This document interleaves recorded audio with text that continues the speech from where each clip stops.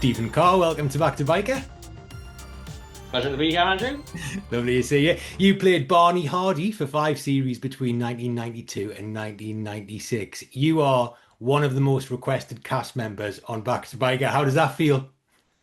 Yeah, surprising. Yeah, amazing. I mean, it's up against some pretty stiff competition for sure. Oh, yeah. Over the years, I mean, over 20 years worth of Bear Grove, I'm the most requested one. Wowza. That's a lot of cast members. Tell me Just make about sure you can get me head, make sure you can get me head in as a bit bigger as I'm talking. tell me about how you first got the part. Well, actually, it's interesting you said 92 there. That's not actually quite correct Is it because not? I started in 91 because I Mm. was an extra on season 3. All right. So that's how I got into it. So a lot of other people that you've had on the show, they all started in like theatre companies and stuff like that, and I didn't have any of that. I think the closest thing I came to any of that, I did a show of Oh What a Lovely War when I was about 12. I played Field Marshal Haig, and I mean back then I was tiny, so I think it was like Field Marshal Haig bossing all the big boys around on the stage and stuff. And that was really the only thing I had ever done. At And school. then at school, yeah, or at anything, at anything. Um, and I was always, I was always a very cheeky child and very like brave, talking to adults and stuff like that, and very cheeky. So I think that came across on the stage, obviously, and stuff like that. So back then, they used to go around the schools Hmm. to get the extras, and they used to do auditions at the schools. So I think the drama teacher from the Oh What a Lovely War production put a load of us through. And then I believe it was Andy Snellgrove. Did you know Andy Snellgrove? Hmm. Was he there when you were there? Yeah. Yeah, yeah. So Andy was the casting director. So he came down, auditioned with all, and then just took a bunch away. And then we went and we were extras on season 3. And back then, when you were an extra, you did 20 days. So for however many blocks of filming, we went over 20 days and did that. And then off the back of that, they just invited us back for season 4 auditions.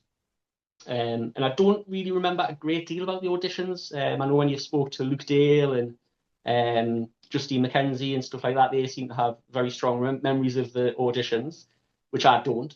But I'm sure it was amazing. I believe everything they say that happened.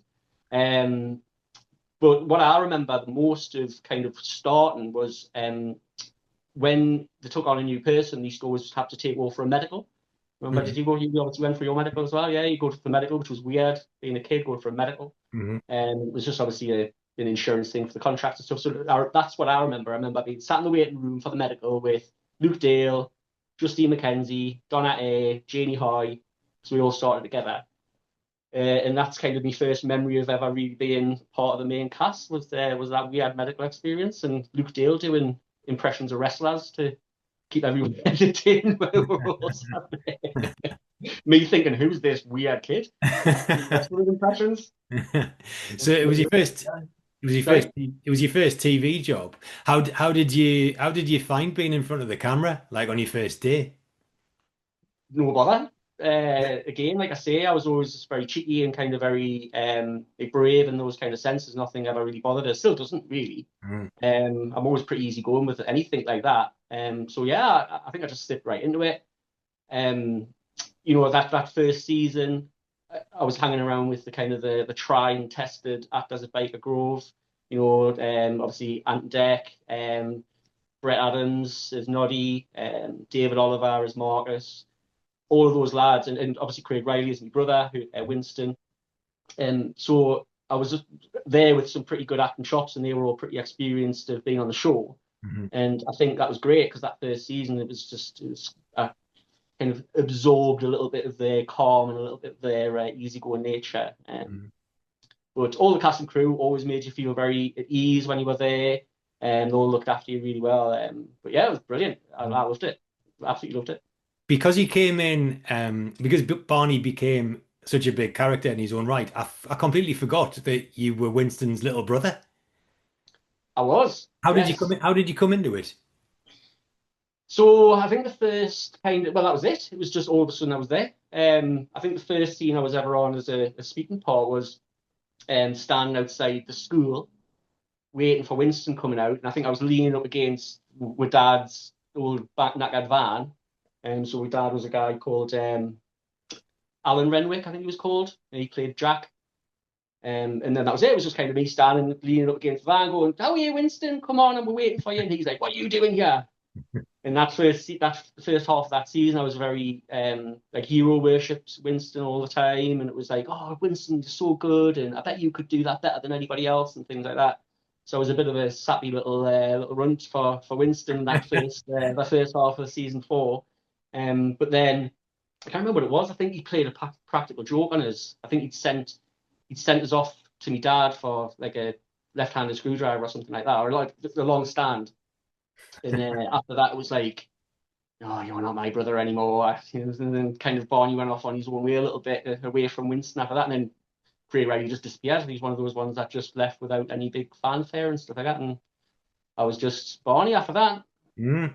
How would you describe Barney? Which version of him? I know, yeah. From the Yeah, start. yeah.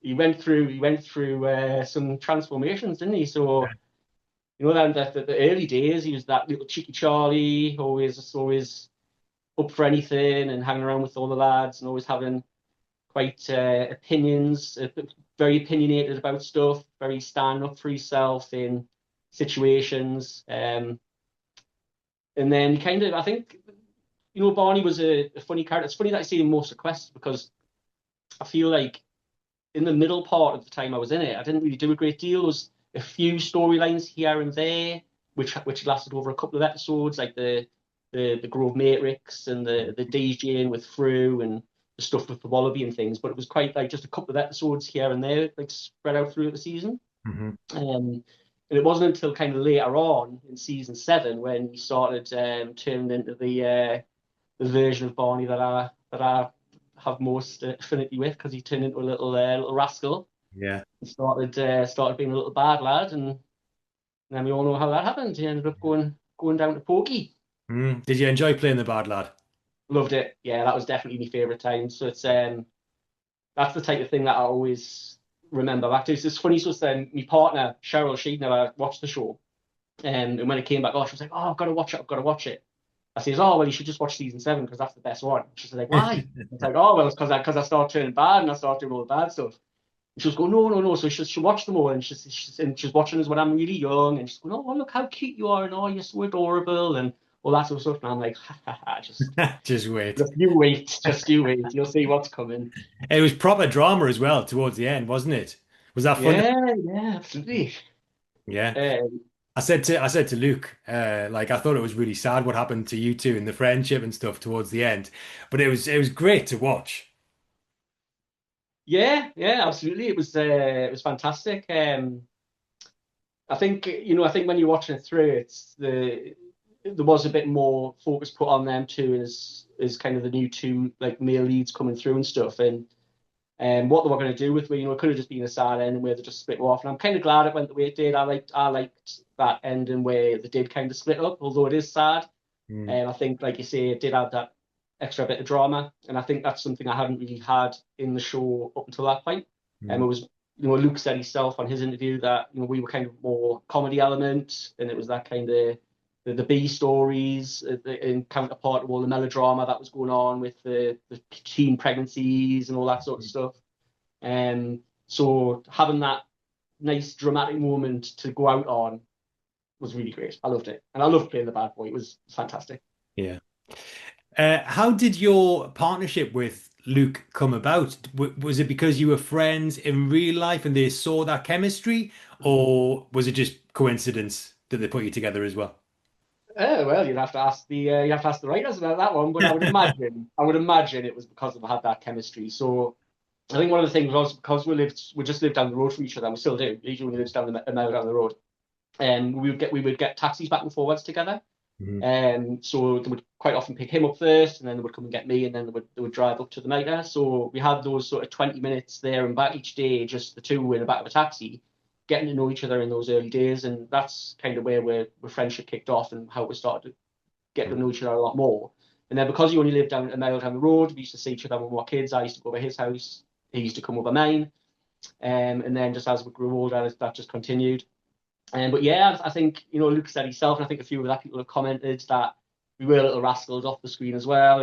But we were always getting into stuff. We were always going around all of the other different departments, kind of seeing what people were doing and causing a bit of mischief and stuff. So I think the writers obviously look for that chemistry to make it all a bit more believable. So yeah, I presume that that's what we're thinking. I don't think we were ever destined to be married right from the start or anything, but that's certainly how it panned out in the end. Yeah. You were there for what I like to call golden era biker, paintball, Grove Matrix, like you say. What was it like to work on the show at that time? I'm really interested because I think back then you were pulling in huge ratings. What was it like to Oh, work on the show?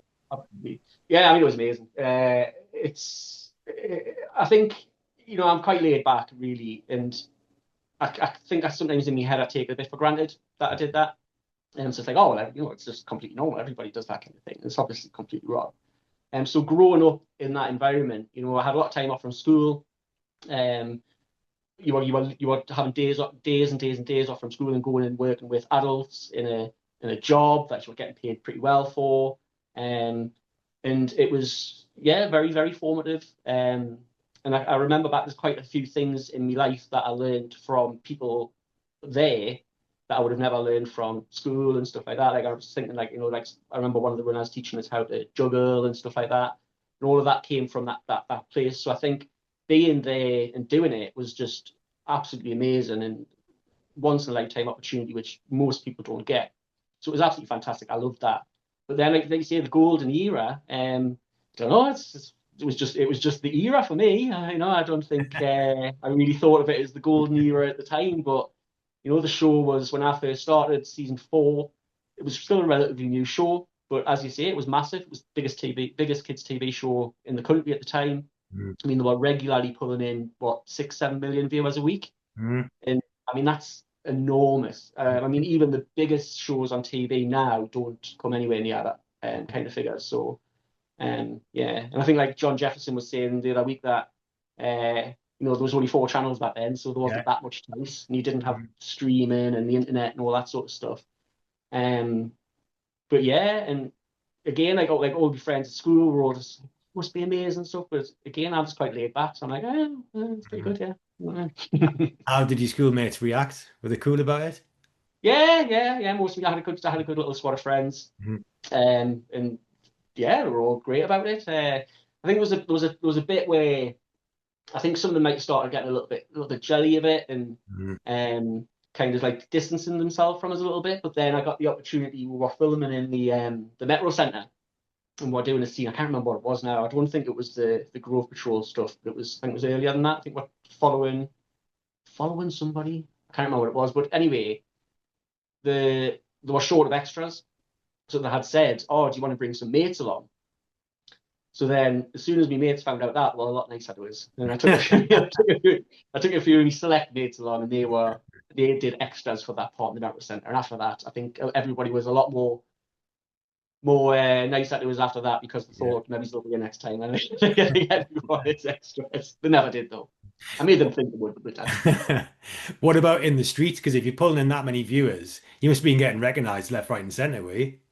no, yeah, absolutely, absolutely, and yeah, you used to get it all the time. And I think that's something I kind of shied away from a little bit. Um, although I'm quite outgoing and I'm quite laid back. I'm not really one of these sort of people that likes to put myself like be the center of attention. So when you're definitely getting that, it is very strange because I'm like, well, like, oh, like, well, I'm just a person. I'm just reading lines that somebody else has given us to do on the telly. It's just, there's nothing really special about this. But then you would get the two sides of it. You would get people who would be quite like aggressive towards you just because they thought it was funny. But then you would get, the girls would quite like it as well, which I quite like that part of it. What are your memories that stand out from being on set? Anything, any funny stories you've got? Yeah. So I think one of the ones. So I think like on set, I think it's one of those type of things where a lot of my memories of being there are more relating around the stuff that was happening off set when we were filming. And because when you're on set, it is quite intense, and you're just trying to remember your lines. You're trying to stand in the right place, doing take after take and stuff like that. And that part of it, I think, could be a little bit laborious, especially for a kid, and long hours and stuff like that. So I think my main memories are the ones that happened while we were filming, but off camera. So I've got one particular. So I think it's season 4, when Jill Halfpenny's getting married, and she played Nicola Dobson, and she's having a hen do at the Grove. Yeah. So all the boys have been kind of outcast to the games room, and Barney comes up with a great idea where he dresses up like a girl and he goes in and has a bit of a flounce around, and then that's how they all get invited into the thing. So off camera, they put us in this girl's dress, put us in the makeup and stuff like that. And I looked just like a girl. I was only just a little kid at the time, and I looked like a little, and I was loving that. I thought it was hilarious. So I was prancing around the production offices and stuff like that, talking to everybody like a girl, pretending to be a girl and stuff like that. And everybody was freaking out. And Stephen, stop it! You're freaking out. Stop it! Something. So anyway, Matthew Robinson comes in, and he sees us, and he's like, oh my God, Stephen, that's amazing. You look so funny. I'm like, oh, thank you, Matthew. He's like, right, I've got a great idea. So he took us along to Andy Snellgrove's office, and like I say, Andy Snellgrove was the casting director, and he takes us in. He says, "Oh, Andy, this is Stephanie. This is Stephen Carr's little sister. We're thinking about putting her in for a part." So Andy Snellgrove was like, "Oh, nice to meet you, Stephanie." Now I knew at this point. I thought, well, if I say anything, he's going to know it's me straight away. So for 5 minutes, Andy Snellgrove gives us this interview about getting a part where I'm kind of just trying to be like shy Stephanie, and he's going, "Oh, so you Stephen Carr's little sister, right?" And I'm like, and he's going, "All right, and do you like the show?" And I'm like, So this went on for about 5 minutes, and in the end, I just went, "Oh, I says, listen, Andy, I can't handle it anymore. It's me, it's Stephen." And he went, "Oh, I thought your name was Stephanie." And I went, no, it's me, it's Stephen, it's Stephen. And it took him, and it's like this blank look went down his face to kind of slowly dawned on him that it was just Stephen in a dress. So that was always a kind of a funny part that I always remember. And I think as well, if I remember correctly, they were filming some of the actual hen party while all of that was happening. And I think the girls in the room hadn't seen us. So I think the first time when I walked in, I walk up to Nicola Hewitt, who sat there, and I woke up and I'm like, "Come on, let's go and have a dance or something." And I don't think she had seen us before that point, and you can just see the horror on her face as I go up to her, and then she just bursts out laughing in my face, and I take her up, and if I remember correctly, that was a kind of a genuine response from her because she had never seen us. All right. That was always a good story, yeah. Very good. I've got another story as well. It's a quick one. Go for it, yeah. So it's like everyone always says like, "Oh, me and Luke were little terrorists." I've got a brilliant one about me and Luke and how we proved it. So, probably a lot of people don't know, but we did a lot of stuff off camera as well as the cast. So we did a lot of like charity events and stuff. I'm sure you did some as well. And we did a lot of promotion for the show in that sense. And there was a thing that we did where we were doing this 24-hour fast to kind of highlight like world poverty and world hunger and stuff like that. So they got all to the Mitre, and I think it was about 20 of them. And there was Kerry was there, and Dee Wood and Kathy Ely and stuff to look after them. And we basically were doing a sleepover at the Mitre. So, and we weren't allowed to eat for that entire time, and we were doing like little video blogs throughout it and stuff like that, and we raised awareness for it. So anyway, not many people probably know, so at the Mitre upstairs, when you see people going up and down the stairs, you don't ever see where those stairs go. People probably just think it goes off into a loft space or something like that, but actually the second floor of the Mitre was where all the production offices were. And you'll know yourself, there was the big, massive production office, and then there was all of the director's offices and the editing suites and all that down the end. So me and Luke were down in Matthew's office, sleeping on some settees, and everybody else was in the main room. And as you're aware, everybody always has the thought that the Mitre is haunted because it's the big old building. So at about 2 o'clock in the morning, me and Luke creep down the corridor, right? And we've got this penny float up football. And we'll creep down, and it's quite dark in there, and all the girls are all sleeping on the floors in the main production office, and there's a few other people there. I think Nicola Hewitt was there, Vicky Taylor, Brett Adams was there was Dave Oliver there. There was a few others, I can't remember, those are the main characters. So we creep around, and this production, the big production office, it's got a door at either end, remember? It's like a door like up the stairs and that way. So we'll sneak in, and we'll come to the door, and I shut this penny floater into the office. And it sails clear across the office, and it bounces off the filing cabinet that's in the corner with loads of stuff on it. And all the stuff falls off this filing cabinet and the ball comes bouncing back into the room and lands right in the middle of everybody. Anyway, the whole place goes up. The lasses are screaming, the people are shouting. It's like, it's a ghost. And somebody, me and Lucas stood outside the door, laughed my heads off. And somebody went, oh, it'll just be Luke and Stephen chucking a ball through the door. And then David Oliver, who was in there, and he's from Ashington, so he's got a funny voice. He goes, I hear him goes, no, man, I've seen it. The ball was on top of the filing cabinet and it just flew off into the middle of the room. Then everybody starts screaming again. So me and Luke leg it back down to Matthew's office, just jump in, turn the light off, jump back into our beds. 2 seconds later, David Oliver comes bursting the door, turns the light on, and he goes, was that you throwing that ball in there? And obviously me and Luke were actors at the time, so we're like, oh, what do you mean? Like rubbing our eyes and stuff. And he turns around, he goes, no, it wasn't them. They were both asleep. And then the whole place goes up again. So for the rest of the night, none of them would sleep in the office again, and nobody got any sleep at all except for me and Luke, because we slept like babies. And Really? we never told anybody that it was us that did it. So anybody who was there that night, I apologise that you got terrified that night. It's an exclusive. I'm not. I don't really care. It was funny, but so those are the kind of those kind of stories at the Mitre that I remember the most. The actual filming of stuff, it's kind of a bit more hazy, to be honest. What about other off-camera things, like when you said about promotion and stuff? Did you ever go and do, like, I don't know, a Saturday morning show where you met the Proclaimers? Oh yeah, was Luke telling you about that? Was he the Proclaimers? Yeah, so it was. So I did a few of them. I did.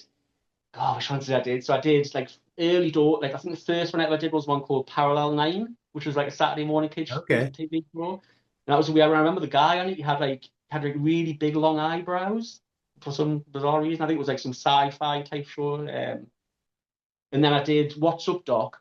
And I think it was on What's Up Doc that happened. So we were waiting in like a green room for What's Up Doc. And the run I took were down to this green room for What's Up Doc, put in there, and the Proclaimers were in there.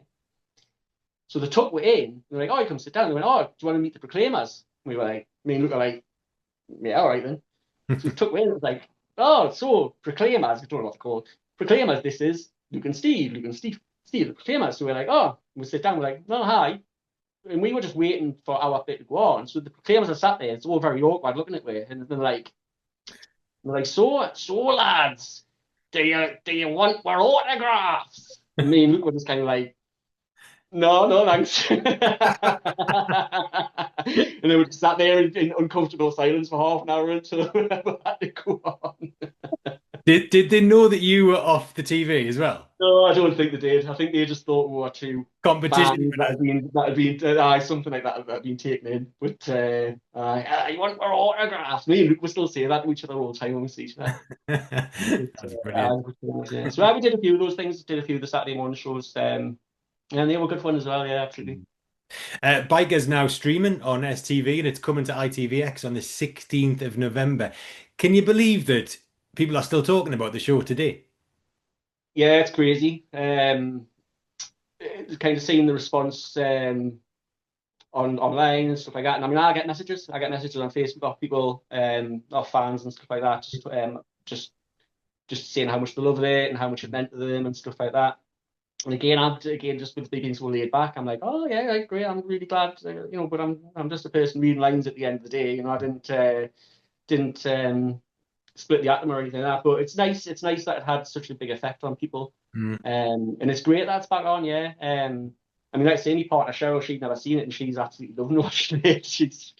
Her and her daughter keep sending us little clips of us on Messenger and stuff, going, oh, look how cute we are. I think it really means a lot to people because they grew up watching the show. And I think I got asked the other day if I thought the show has stood the test of time. And I think in terms of storylines, it has actually. Do you agree? Great. It's really great, really great. Yeah. I've rewatched them back and I kind of forgot how adult a lot of the storylines really are. There's some crazy stuff, like the whole like teen pregnancy thing with Amanda, and then then Cole's trying to use her as a drug mule and stuff, and the whole thing with Marcus like going clubbing and getting into drugs and stuff. Mm. There was loads of stuff, and it was really. There was a lot of like teen melodrama stuff and things, which I'm not quite sure how relevant that is today to the youngins because they'll just text each other and stuff like that. They don't talk to each other Yeah. anymore. So I think that kind of thing might be lost on a newer audience. But yeah, it's like a lot of the stories were really, really ahead of the time. Mm. Like Noddy's first gay kiss. Mhm. Apparently, I was the first trans character with that Hindu thing. So Oh, yeah. um, but yeah, it was really ahead of its time show, and it's probably why it was so popular because it was something new. Yeah. If you could have played any other character, who would you have been? Oh, true. Obviously, definitely, Would 100%. you? Yeah, absolutely, definitely. Like he had a great character. He was always into mischief and just being daft. But I think I wouldn't have been able to play through as well as Luke Deal did. That part was made by him because he's just like that in real life as well. Mm. He said, if you say anybody else than Fru, you're lying. Ah, that's not what he said, is it? Oh yes, no. Yeah, definitely through. Were Well, you? maybe I would have played your character because apparently you had all the ladies, didn't you? Yeah, and he was he wanted to be a bad lad. He wasn't really. Yeah, he wasn't a patch on Barney though. Um, were you happy with your exit? Yeah, absolutely. Yeah. Well, which exit? Because the really Barney's kind of story was supposed to end season 7. Right. Um, it was the whole season 8 thing where he was kind of in jail and then breaking out of Mhm. jail and going on the run. That was never actually meant to happen. So what happened was it was at the end of season 7. Um, I had been written out that they had told us I wasn't coming back, All and right. they said Barney's going to go to jail, and that's going to be it. And then there was always a little tradition on set when a character had their last scene that all of the crew would stand up and give you a big stand ovation. Is Mhm. like a kind of see off, and I've had that. I think the last scene that I thought I was going to have was when in Barney's bedroom when Fru comes in the window to tell him he's not going to give him his alibi. So that was it. I was done. And at the time, so I had like horrible curtains which I hated, and I had to keep them for the whole filming type of thing. So then, as soon as I finished, I shaved my head. I took a razor to my head and I just shaved all my hair off. So then that was at the end of season 7, and we were having the end of season party at the Mitre, which happened every year. So I was there, new skinhead, looking all like thuggish and stuff, and everyone was going, "Oh, look at you! You look like a right thug."